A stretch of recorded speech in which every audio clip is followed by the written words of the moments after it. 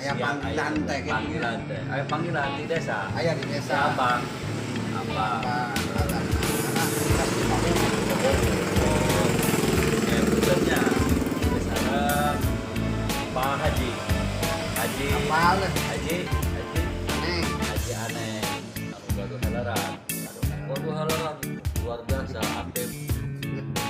Haji aneh, Pak Haji, alasan siap bade anu gikeun ayana terus berkembang bahwa pupuk kebutuhan urang teh, kebutuhan urang pupuk kamari urang kapasian aya itu urang kebutuhannya seperti diberi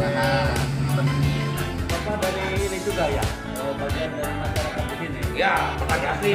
Selain pejabat, petani ya. Kumpulan di sini sekarang atas nama petani. Petani. Bagaimana harapan Bapak untuk mendapatkan sebuah data yang akurat, valid yang disebut sama Pak Koordinator? Gagasannya seperti apa? Biar mendapatkan betul-betul by name, by nick.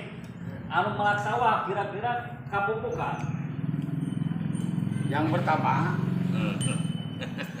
kita untuk secara keseluruhan data lahan itu ada di SPPT. Ya. Yang pertama. Nah, SPPT itu sudah jelas by name, by address, ya, by lahan, by luas lahan, by nick, yang bersangkutan. Andai kata ada memang permasalahan dari segi SPPT, terutama dari segi jual beli lahan, sehingga yang tadinya milik si A menjadi milik si B. Nah itu mungkin kendala-kendalanya. Tapi kalau didesain nanti sama pengelola, khususnya kaitan dengan sarana produksi yang betul-betul dibutuhkan oleh para petani, maka ketika belum mengganti SPPT, jangan dilarang, sehingga dia segera untuk mengganti SPPT, sehingga memudahkan untuk penagihan pajak, juga memudahkan untuk pembuatan RDKK sesuai dengan kebutuhan petani. Termasuk pupuk. Kemudian karena di lahan khususnya Randegan Kulon ini adalah tanah hijau, tapi ingin tetap minimal 2 kali tanam, IP 200, Pengairan yang cukup. maka kita harus didesain terkait dengan sarana irigasi. Nah, irigasi itu secara teknis kan tidak bisa. Maka kita bagaimana membuat sarana irigasi yang sesuai dengan kebutuhan kondisi dan situasi lahan yang ada di lahan kita. Maka kami dengan para petani berinovasi untuk membuat sebuah jaringan irigasi dengan sistem gravitasi bumi, sehingga kita dibuatkan penampung di atas lahan pertanian, sehingga ketika dibuka dia bisa langsung mengalir ke lahan pertanian. Terkait dengan data yang didapat dengan yang benar dengan kegiatan saluran irigasi, ada hubungannya enggak? Ada, karena irigasi ini mengeluarkan biaya. Betul. Nah, sehingga biaya itu di masing-masing para petani. Makanya di situ akan terdata berapa luas lahan yang dikelola oleh masing-masing petani, karena kaitan dengan iuran impairnya, Ya. gitu kan, iuran impairnya.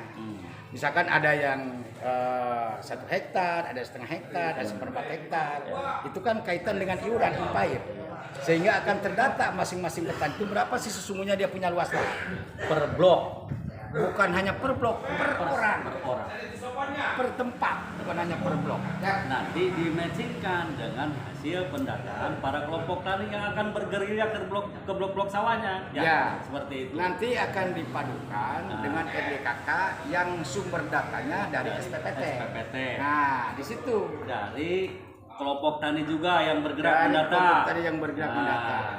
Dari pemerintahan desa juga ikut membantu. Insya Allah dengan cara itu untuk luasan lahan bisa lebih valid.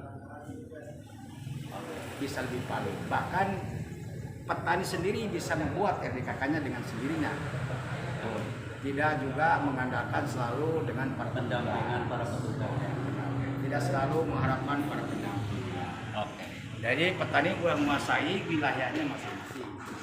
karena ada kegiatan. Oke, terima kasih. Luar biasa ini petani. Menghadapi masa MT2, jadi kami selaku pemerintahan desa mungkin dengan adanya pengelola untuk proyek pompanisasi yang mungkin sudah Bapak ketahui, mungkin teknis-teknisnya tidak seperti yang dulu. Sekarang kami dengan anggaran dari dana anggaran desa sudah melaksanakan membangun bak penampung cair. Sore cuma 77,88%. Mereka kagoknya Pak Sekjen. 77,88%.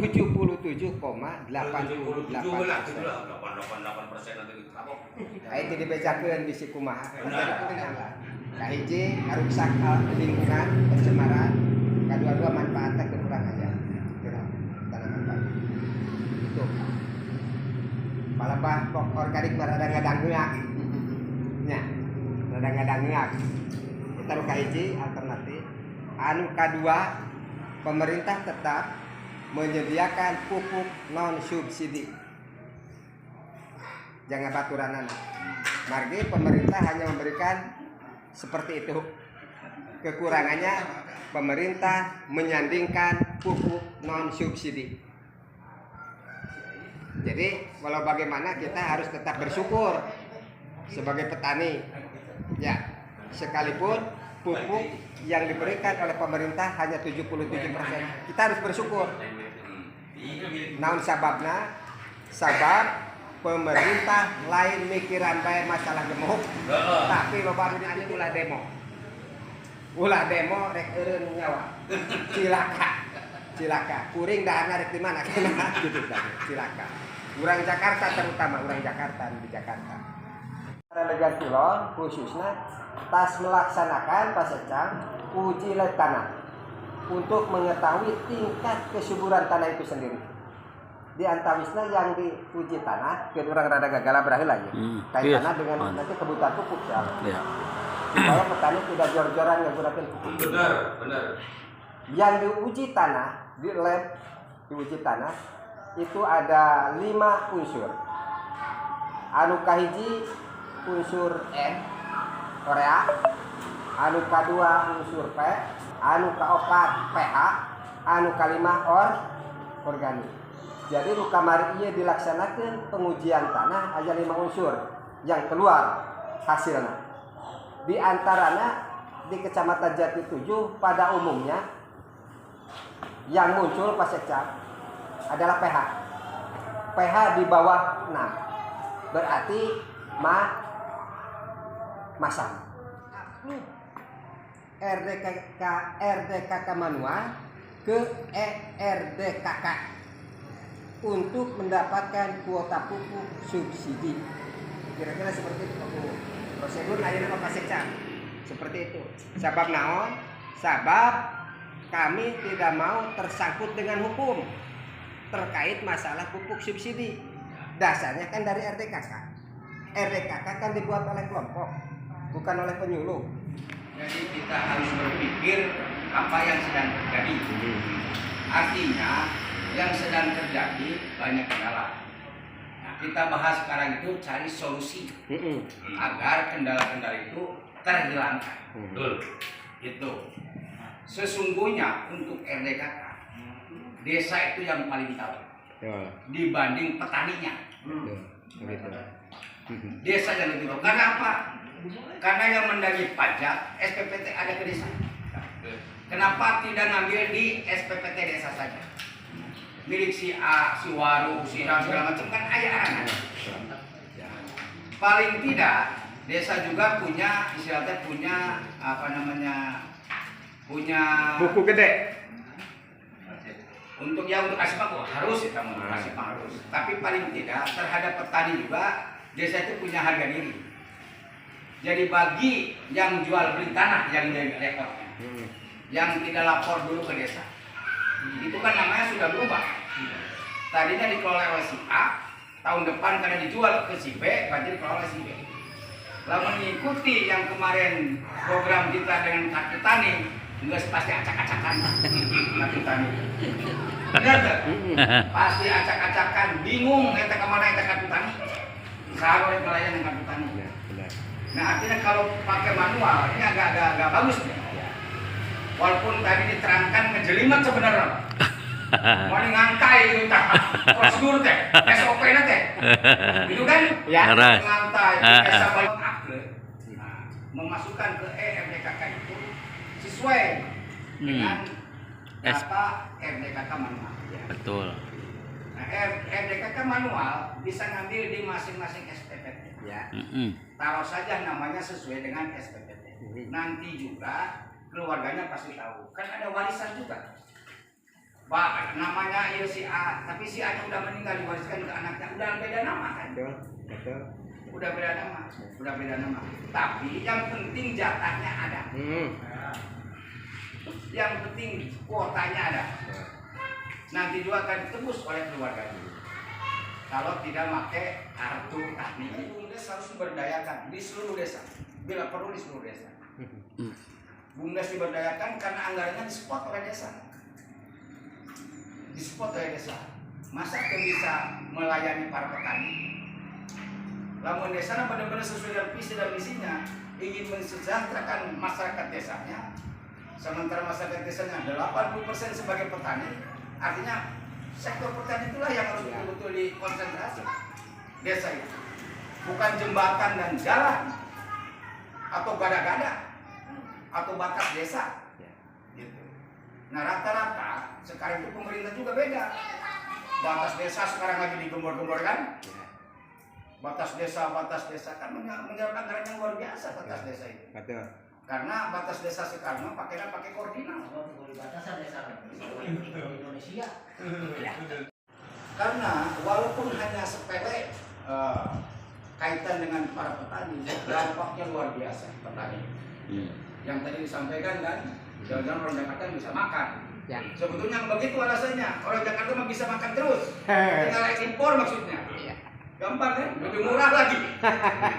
Ayo untungnya deh, beda. Benar. Daya untungnya mengimpor. Gitu untungnya. Sebenarnya. Nah, tapi paling tidak kita semua konsen terhadap apa yang seluruh visi misi kepala desa rata-rata ingin mensejahterakan masyarakat. Kalau benar-benar dia dengan visi dan misinya sebagai kepala desa pasti konsennya terhadap petani, karena sebagian besar mata pencaharian masyarakat adalah petani. Dan kaitannya dengan program-program kedinasan misalkan, kesektoran kan kita bisa membantu. Jadi gampang kita mau meningkatkan produksi itu gampang. Dari mana kita desainnya? Kalau sudah ininya udah mapan gitu, datanya kan namanya perencanaan itu kan diawali dari data. Lamun datanya kacau, perencanaan semua benar. Perencanaan apapun, namun data dasarnya, database-nya tidak benar, tidak akan benar. Perencanaan secanggih apapun perencanaan. Mantap. Jadi data dasarnya dulu yang betul-betul panik. Ya, tadi. Panik ke laut. Lain kalau bang. Aku nuhun, Pak Sekda. Aku nuhun. Silakan lanjut. Berapa diskusi sampai diskusi baik. Oke, siap. Aku Abang. nuhun. Memang kita jangan mencari masalah, tapi justru kita memecahkan masalah. Supaya apa? Seperti tadi Pak Sekda lontarkan. Yang paling awal adalah data. Data yang akurat. Termasuk dalam pembuatan RDKK. Dibuatkan RDKK. Untuk tahun yang akan datang.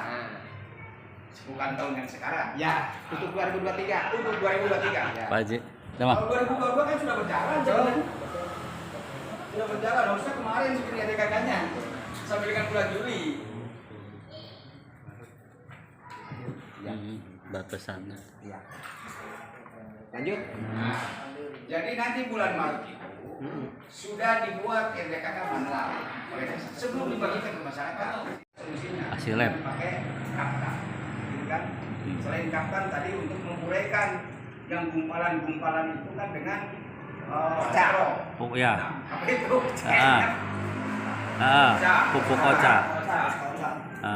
Yang bisa disampaikan nanti oleh BUMDes ke para petani, khususnya petani yang dikelolanya. Nanti tinggal kerjasama saja. Bagaimana barangnya di mana nih adanya nih, dan harganya jangan melebihi harga pasar. Artinya dari segi ekonomi pun bisa membantu para petani, daripada petani beli di mana saja. Mungkin harganya berbeda-beda. Gitu. Itu bisa, asal kita berpikirnya di situ, jangan berpikir cari untung. Nah, cuman kadet. Maksudnya maka perangkat desa itu didata. Misalkan kadusnya ngeblokan di blok bagai, didata perumahan, benar-benar awin, boga sabaranya tanah, sabaranggon, kanyawana di sini apa ku. Jadi kadang-kala jalan mati, lu pelit-pelit, unten-unten. Jadi anu di boga SPPT, anu boga tanah itu cicing-cicing banget. Aja, ya.